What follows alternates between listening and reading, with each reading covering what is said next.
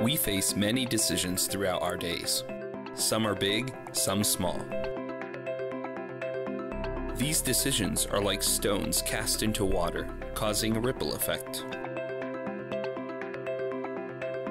Each one offers a choice: to choose peace in the storms, or maybe to resist temptations as they arise. Every decision you make affects the trajectory of your life.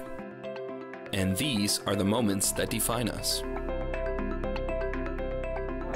We have a packed house this Mother's Day, so especially if you're towards the back, if you have any space at all, can you scoot over so as people come in late, we actually have places for them to sit other than the front row. Although think of the front row, that's great. We love that. So we are glad you're here today. Happy Mother's Day to the mothers in the room. We know that Mother's Day is a great day for some and difficult for others, but we did want to say Happy Mother's Day. And no matter where you are, we're glad you're here. As it is Mother's Day, there are a lot of times other people who come on Mother's Day. You know, this is the day where you swap churches, so hopefully you want to be here, but we're glad you're here anyways, even if Mom dragged you.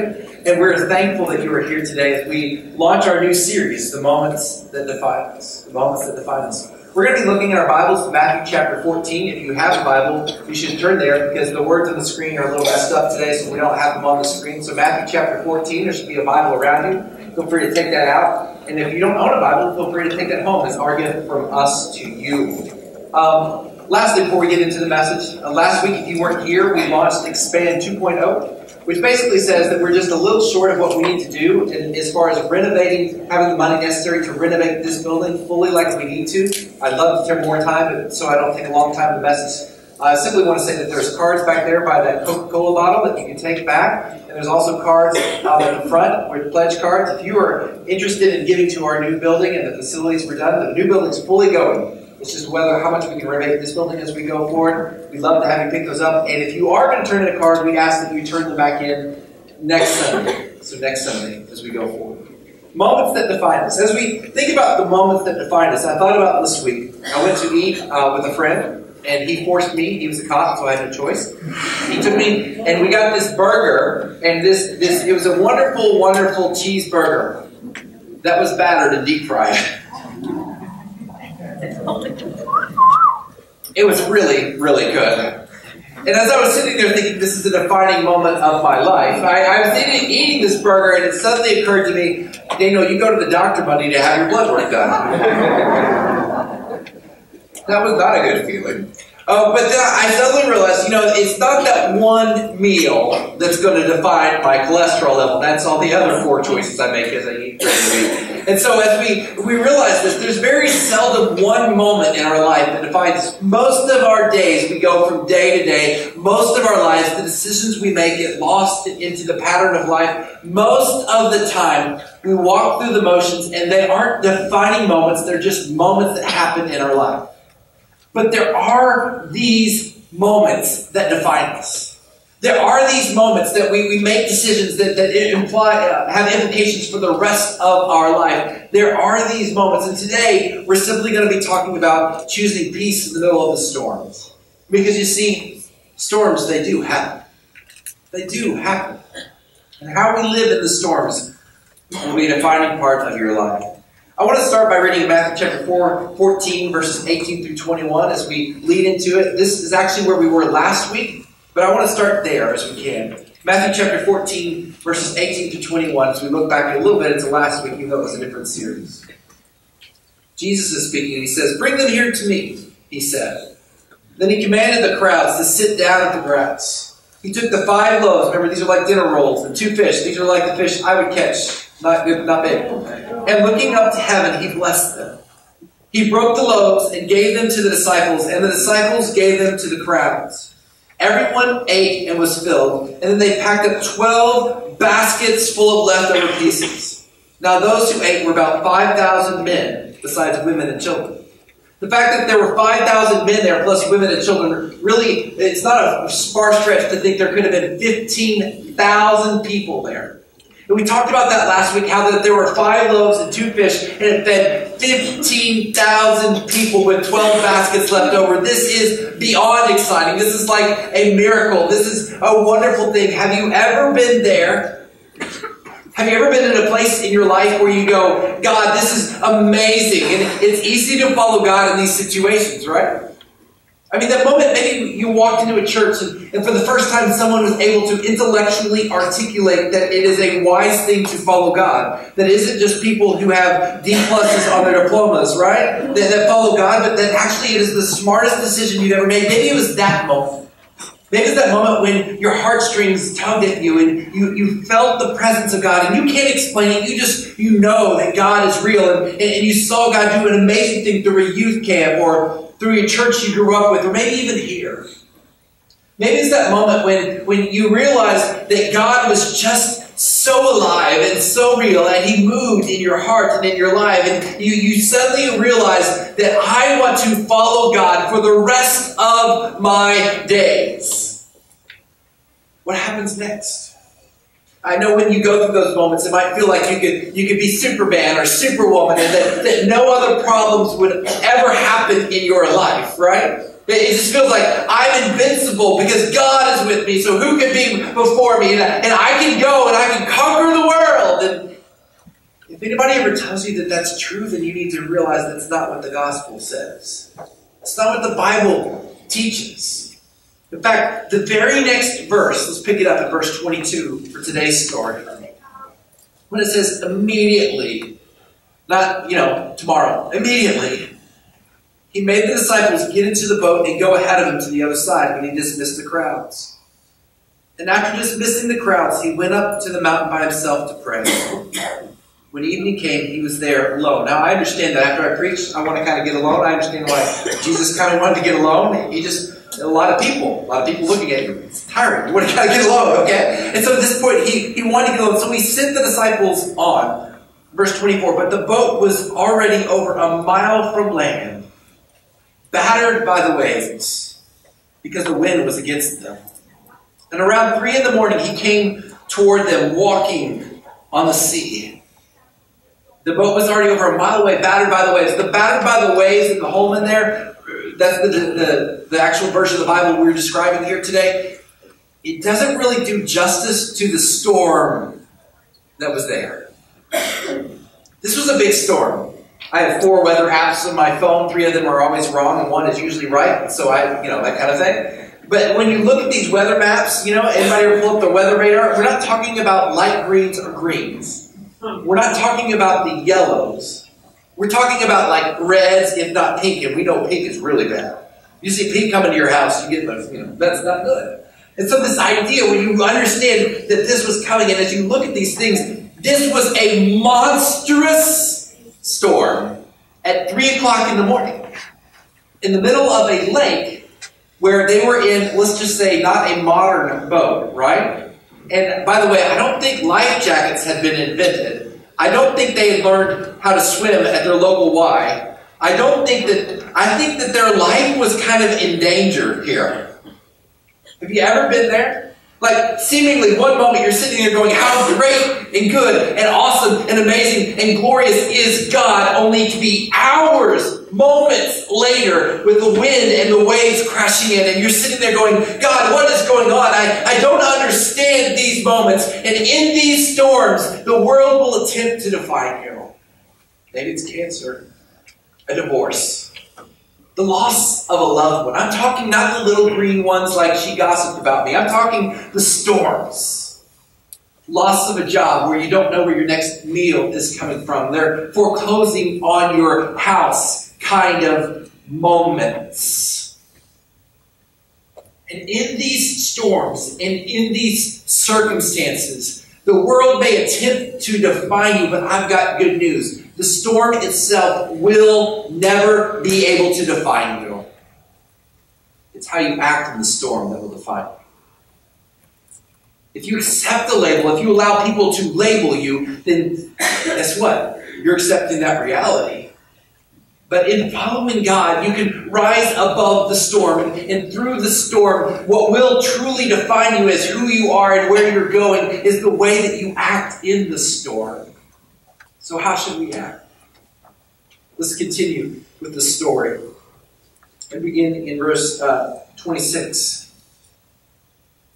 When the disciples saw him, Jesus, walking on the sea, they were terrified. "It's a ghost," they said, and cried out in fear. And immediately Jesus spoke to them, "Take courage, it is I. Don't be afraid." So, let's put this picture, okay?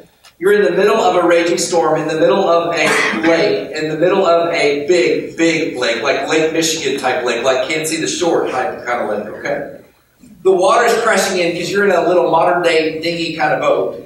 There's no electrical motor. There's nothing else. You just worship God. You're a follower of God. But in the middle of the storm, you're sitting there going, we're about to die. Okay? And then all of a sudden, you're emotionally tired. You're physically tired because after all, you distributed 5 loaves and 2 fish to 15,000 people. Right? You're tired. You've been up all day, and you're in the middle of the storm, and all of a sudden, you feel like the storms are about to happen. By the way, doesn't it seem like the storms are always worse at 3 in the morning? You know what I'm saying? When your mind starts racing. And all this is going on, and as you're going on, you look out and you see someone walking to you. Now, I don't know about you, but I wouldn't be sitting there going, oh, I bet that's Jesus. I bet that's Jesus. I mean, I've been in my room at 3 o'clock in the morning, the air conditioner kicks up, you know, and then all of a sudden the curtain starts flying and you go, ah, you know, that kind of stuff. Because at 3 o'clock in the morning, that's what it feels like. And so you're struggling with these things, and then all of a sudden, Jesus says, do not be afraid. Don't be afraid. I'm here. That's when it suddenly occurred to me. In the middle of the storms, you know what's going to define you is your fear. Your fear. We all have fear. Fear is one of the 5 rooted emotions that every human being fully understands. One is love, one is fear, one is anger, one is sadness, and I can't remember the other one, so I probably shouldn't share the list. But there's 5 rooted fears. Okay, so you don't have to say to a kid, this is what fear is. They naturally know what fear is, right? And so when we know what fear is, did you realize how fear can grip us in the middle of a storm? They were afraid. They were afraid. Why? Because they weren't in control. They weren't in control, and so they were afraid. And so fear creeps in, because when you're in the fearful moment, everything seems to slow down and your imagination starts to run wild. When I was a little boy, you know I like roller coasters, right? I explained this a few weeks ago. I was screaming. Everybody said, we heard you scream from outside. That story? I love roller coasters. But when I was a little boy, I didn't. I was quite scared of roller coasters.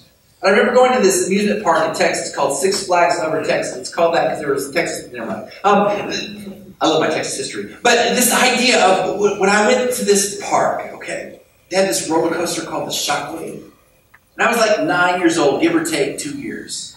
And I really wanted to ride this ride because it looked cool. I mean, after all, it's called the Shockwave. A little boy's like, yeah, that's awesome. And I remember walking up. I was definitely this boy that walked up with his parents to stand in line to ride the Shockwave. And I would get up to the front of the line, and I would get right there. My mom would be there, and I go, Mom, I don't think I can ride it. She'd go, good, we gone, you know? And then my brother and my dad would ride the ride. My dad and my brothers would ride the ride.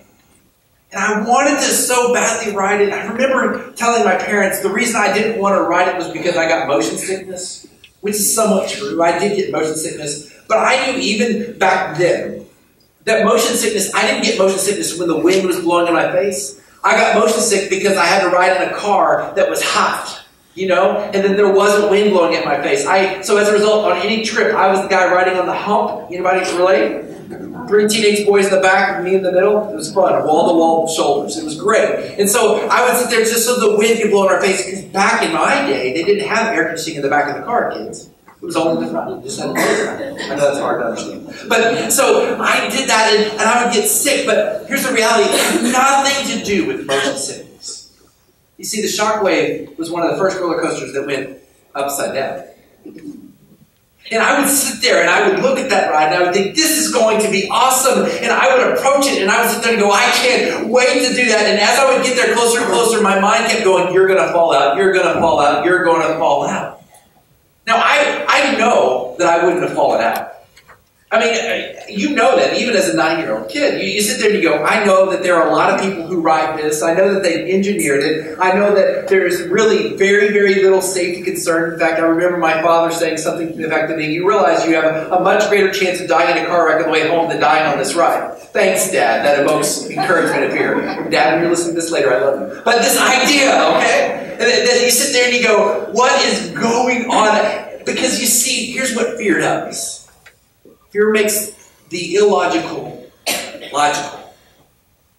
Fear is when your imagination takes hold of a belief that says that tomorrow or the next moment will be worse than today. Fear is when all rationale, all logic, and all motivation seems to just go out the window and you cling to what you know isn't true because you let your emotions run wild.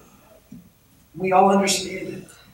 We've all been there. In fact, here's the reality. Many of us have storms in our lives, and many of us bring the storms on ourselves in the sunny days because we live in what we call the fear, which is really worry. The belief that tomorrow will be worse. The belief that the next day will fall on us. That the storms are coming because we know the storms are coming. So we live in this worry. We live in this statement of fear. We live in this place of fear instead of clinging to what we should cling to, which is Jesus himself. So in this moment when they were feeling afraid, in this moment when they were feeling full of fear, in this moment when they were doubting, God looks down and he says, don't worry. You don't need to have fear, for I am here. Now, if Jesus is coming to me, I'm sitting there going, whew, I feel a lot better. I feel a lot better because I know he created the universe so he can probably control the storms, right? But even as a little kid, I remember thinking as the storms came through, I grew up in Texas, Tornado Valley, and all the storms would come. And there's something magical about, like, when the sirens are going off, I would be very afraid. But if I could be held by my mom or be in the presence of my dad, suddenly I felt like I could conquer the world, right? The storm's not going to hurt me. I'm with my dad. Anybody relate to that feeling at all? And so even though my parents couldn't stop a tornado if it had hit us, which, by the way, it's not very likely in Indiana, right? But in Texas, I couldn't have stopped it. They couldn't. To me, being with them was all the hope I need. It was all the rest I need. How much more will it be to rest with Christ? So, Jesus is coming in. And as he's coming, and the storm is raging, right? And as the storm is going wild, this is a lot of the reason times people come to church. Is there's a storm in your life and you want help, you want to know how to navigate it, you want to help figure out how to get through this, you and I would probably ask this question. Good, here's Jesus. Do something about it. What are you going to do, Jesus? Jesus, this storm is huge. What are you going to do? But Peter didn't ask that question at all. Instead, here's the question that Peter asked. Look at verse 28. Lord, if it's you, Peter answered him, command me to come to you on the water. Come, he said. And climbing out of the boat, Peter started walking on the water and came toward Jesus. It's the point where the other guys are going, Peter! Peter! I know your name means the rock, but you're about to swim. You know, there's no rock there. Peter, what are you doing? We just want Jesus to get in the boat and to calm the storm. Jesus, Peter, what are you doing? But Peter saw this moment. Peter saw this moment and he knew the voice of God and he said, okay, I'm going to do this. And he takes a leap of faith and he walks out. Now, I want to caution you. If I were to step off the stage right now, I would fall. You do realize that, right? There's a fine line of faith and foolishness. God is not telling you to walk off the stage and float. Okay? If he was, I'd probably do it, although I'd be a little scared. But there's a fine line to that. But when you do this, if God is calling you, then you are capable of walking on water. So when he walks on water, when he does this, what makes him do this? Security is in Jesus. Here's what I would tell you. You know, most of us would be like the 11. These were not shallow men of faith, right? These were the disciples. These were the people who would be teaching Sunday school. They would be preaching. They would be the elders and the leaders of the church. These are the ones who would be there. These were a strong bit of faith. And you know, when they saw Jesus coming, they thought to themselves, what are you going to do about it? We're going to stay in the boat till you do something about it. But Peter didn't stay in the boat. Why did they stay in the boat? They stayed in the boat because that was the most secure thing for them. So here's the question for you today. What's your boat? Is your boat friendships? That group of people that you know, they may fail you in the end. They may not stay with you. They may not stay by your side, but you've always trusted in them. And when the storms come, you run to them, and they hope they prop you up. And some people have a lot of friends, and some people have very few friends, but it doesn't really matter. You have this group of people that you lean into, and when the storms come, that's where you run. Maybe it's family for you. The storm clouds are coming, so you gather the family and you huddle close together because you feel like there's strength in number. Maybe it's your 401k and your bank account, and you put your faith and your trust that even if everything else happens, and you'll be able to at least find food because you have money in the bank, and you put your security and your safety in that.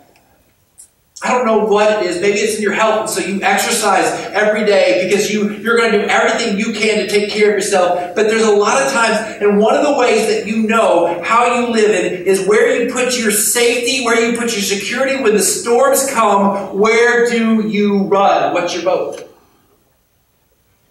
What's your boat? When your boat is anything other than Jesus, you're in danger. Why did Peter get out of the boat? Because his hope and his security and his faith was in Jesus, not a piece of wood floating on the water.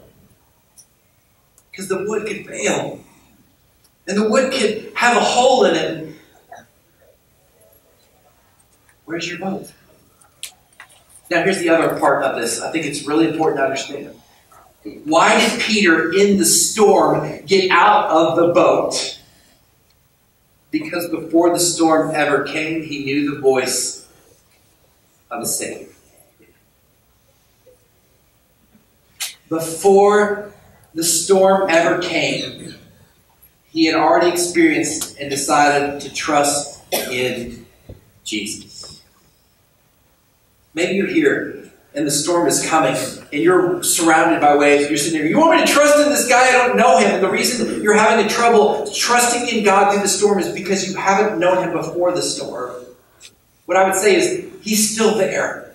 Cling to him, hold him, let him come into your life and let him guide you and direct you because he still loves you. For some of you, you're not in the middle of a storm in your life. You're not surrounded by trials, and you're not in the middle of circumstances. And what I would say is the moments that are coming, the storms, they will come. Death does happen. Life does happen. Problems do happen. And when you come into those moments of storms, your faith will be defined not by what you've done in that moment, but what you've done leading up into that moment. Do you listen? Do you seek? Do you try to hear your God's voice every day, every moment of your life? Because you see, you can come here every Sunday morning and hear Daniel's voice and miss God's voice. You do realize I'm not perfect, right? You do realize I'm not trying to get anyone to follow me. That our saying and slogan right here is followers making followers of Jesus is not really trying to get people to follow me, but rather follow me as I head towards Jesus, because I think that you can follow Jesus too. You do realize that everything that we are about is teaching you and the connect groups, and we want you to get with a group of people, not that the connect group can be your support life and your boat, but that in your connect group you can be drawn closer to God and thus know God's voice better, so that when he calls you, you can do it. That when we ask you to read, like this Bible reading plan that we're giving you, it's not so that we can give you something to do. It's so that you can hear God's voice and you can know God's voice. So this week, we're talking about Psalms 27. Overcoming fear, so that when fears come in your life, you know a place in the Bible to turn to read to hear God's voice as he guides you through these storms. Whereas big decisions, week 3, when he talks Psalms 1 about 2 choices, about how there's always 2 choices and how to navigate this, so that you know God's word more, so that you're drawn into his word, so that you can hear his voice. Because you see, the storms will come, and the temptations of your life, and the problems of this life. And when you encounter these moments, the question and the moment that will define you is, where do you put your hope? In your boat or in Jesus? Now, it's really easy to say that this is easy. I love this passage because the Bible talks about overcoming fear over and over and over again. The Bible talks about trusting in God through the storms over and over and over again. And another passage that would articulate this message very clearly is David and Goliath. And I love that story. And it would be really easy to talk about that. Think about this. David, little boy. And there's a big 9-foot giant over there, right? Fully armored, dressed. And David goes, I don't need no armor. I got God with me, right? And so that's horrible English, but it's good text, so it's okay. So he picks up 5 stones and a sling. And he goes out and he fights this giant. And he says, fear, I'm scared, but I know my God is with me. And he destroys this giant. And he chops off his head. And he's hailed the conquering victory. And he is made king. Now that is the story about overcoming fear, right? But Peter's probably more like how we are, right? Look at verse 30. But when he saw the strength of the wind, he was afraid and began to sink. He cried out, Lord, save me. Now, before we knock Peter too hard, realize he was the only one that got out of the boat. There were 11 who could probably hold this against him later and make fun of him. But Peter, he got out of the boat. And then he started to sink. Why did he start to sink? Because he looked at the distractions of the world and took his eyes off his singular focus, which is Jesus. That moment in your life which we are all able to succumb to, that moment in your life when fear creeps in, those 3 o'clock in the morning type moments when your fears just are magnified tenfold. Make your focus Jesus. The winds, the storms, they will be. Everything will cry for your attention. People will be saying, don't follow that God. People will be saying, how dare you do this? People will be saying, your life is hard. People will be telling you why you shouldn't believe in God and how you should believe in God. And people will beckon you and cry for you. And there will be distractions of this world, distractions of the circumstances, distractions in your pocketbook, distractions all around you. And in those moments, ignore the distractions and you make your eyes singularly focused on Jesus, His Word, and His voice. For He will sustain you in the storm. When you fall, good news, bad news kind of thing, you will fall, more than likely. God is still there. Verse 31. Verse 30. Immediately Jesus reached out His hand, caught hold of him, and said to him, you of little faith, why did you doubt? There's 2 parts to this. First of all, He didn't let him drown. Isn't that good? He didn't let him drown. In those moments of doubt, in those moments of weakness, He didn't go, oh, you should have more faith. See you in about 10 minutes up there. He didn't do that. He reached out His hand, He picked him up, but then when He picked him up, He said, why did you doubt, Peter, you of little faith? And at this first glance, this seems cruel. Doesn't it? But Jesus was doing to Peter exactly what I try to do to my boys. You need to learn. You need to grow. You need to mature. Don't doubt. I am still here. Don't doubt. I have not forgotten you. Don't doubt. My hand is still here. And the trials will come. The struggles will come. And I'm not promising you that this life will be easy. Because you see, God the Father sent His Son Jesus to die on the cross. You think that was easy? He did it so that you and I could have purpose and meaning. And He didn't die on the cross so that you and I could have an easy life. He died on the cross so that you and I might know Him and have a purpose and a meaning to life. And there is a very distinct difference there. Purpose, meaning, hope. My faith is Jesus. There's an old song we used to sing at kids' camp. It says, with Jesus in your boat, you can smile in the storm, smile in the storm, smile in the storm. I love that. Because you see, when the storms come, the way you live your life, and hear me, whether you're sinking right now or you're walking on water, Jesus still wants you to see and keep your eyes on Him. When those moments come, your faith will be defined by the way you live in that moment. These are the moments that define us. As we go forward, I like John Orton's book, which he talks about this book, this story. If you want to read it, it's called Walking on Water. It's a great book. He says two things here I want to leave you with as we close. He says, resilient people aren't defined by the circumstances, but by their beliefs. You're not defined by your circumstances, but by your beliefs, by your faith, by your hope, by where you put your trust, by how you live your life. And the other thing he says is, resilient people always find meaning in the storm. You see, Jesus knew that they were headed into the storm. He let them go anyways, so that He could walk over there and show them how great He is. And so in the middle of your storm, we're going to declare today. We're going to declare how great our God is. A lot of times we do a kind of a very serious response time, but today it's just a declaration. Today we're going to exalt that we are leaning into God in the storm. We're going to declare how great He is and that we are going to follow God. If you've never done that today, I would encourage you to realize that living your life in the storm begins by first accepting Jesus. The Bible says if you confess with your mouth Jesus is Lord and believe in your heart that He was raised from the dead so that you might live with Him forever, then you can be saved. There's a Connect card in your Connect folder. We'd love for you to fill that out and say, we want to talk to you about Jesus. We do this every week, and it's the greatest gift you can give us. Place it in the offering plate. Let us talk to you. To everyone else in the room who already says they're a follower of Christ, here's my encouragement to you. Get to know the voice of the Lord, and don't take it for granted. But when you start to sing, hold to Him, cling to Him, and declare, I'm not going anywhere, because you will be defined by how you live in the storm. And here's my prayer, and here's the good things, and here's the thing that you can say. I may not know what's coming tomorrow, but I know at the end of the day I will declare how good my God is. I may not know what's coming in the next hour, but in the next hour I will declare how good my God is. I may not have coming what's 5 years or 10 years or 20 years down the road. I may not know if I have my life in that time, but I will declare no matter what the circumstance, no matter what's going on, I will cling to my God because He is good, because I am declaring that He is the great I am, and I will not fall away. He is that good. This is the moment to define that in your heart. Follow Him. Declare